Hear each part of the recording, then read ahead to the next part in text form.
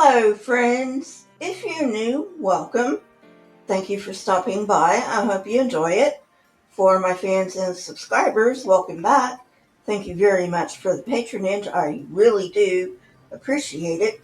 Today's topic is going to be the New World Translation, More Differences in Ephesians.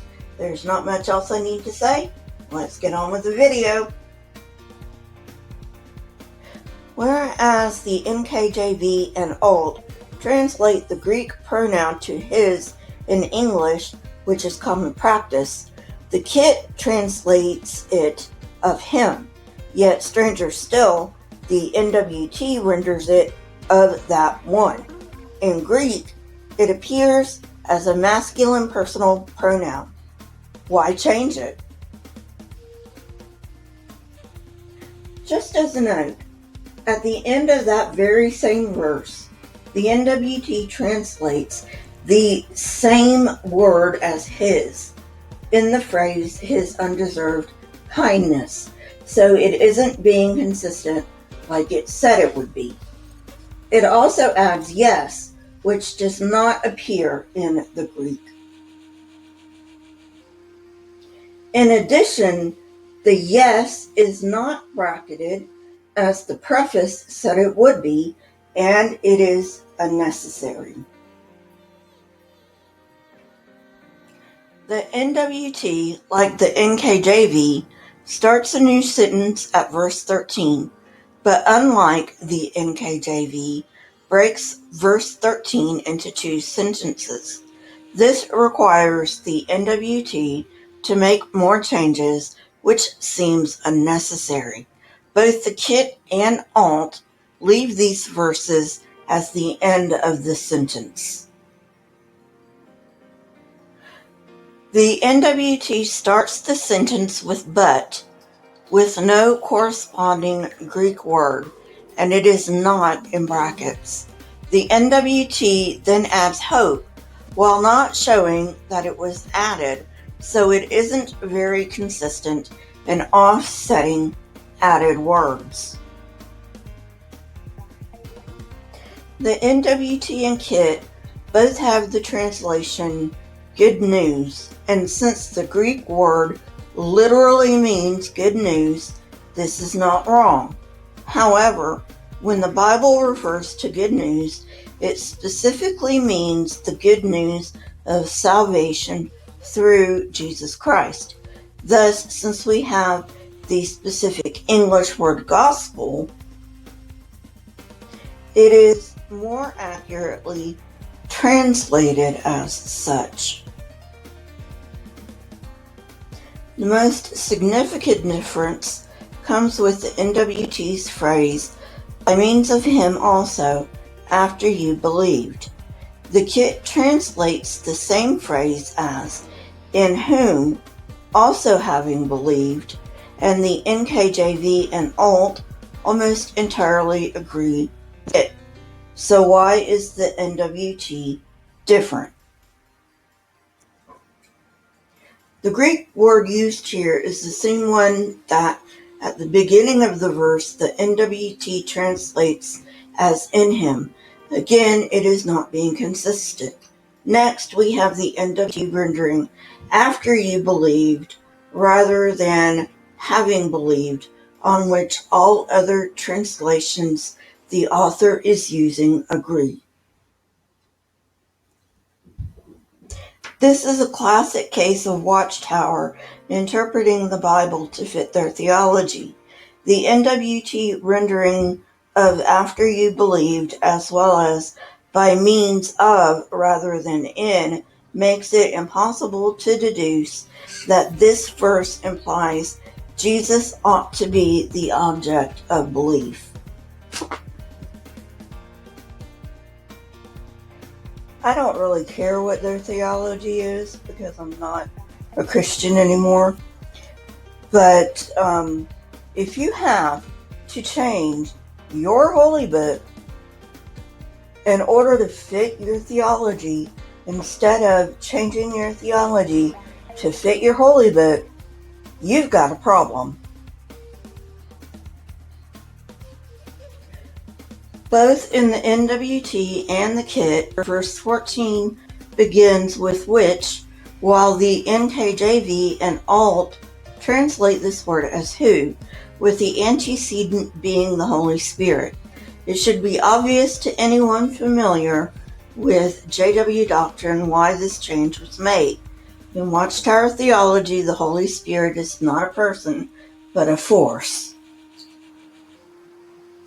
This difference is actually the result of a textual variant. In the WH and the CT, the word appears as a neutral pronoun, while the Textus Receptus and the majority text both use a masculine pronoun. The textual evidence on this is divided. The two main go-to manuscripts CT scholars use are also divided.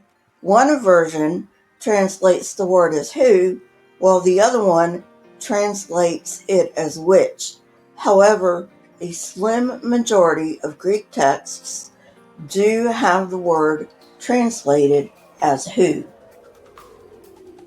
Staying in verse 14, the NWT and Kit use token, where the NKJV and Alt use guarantee.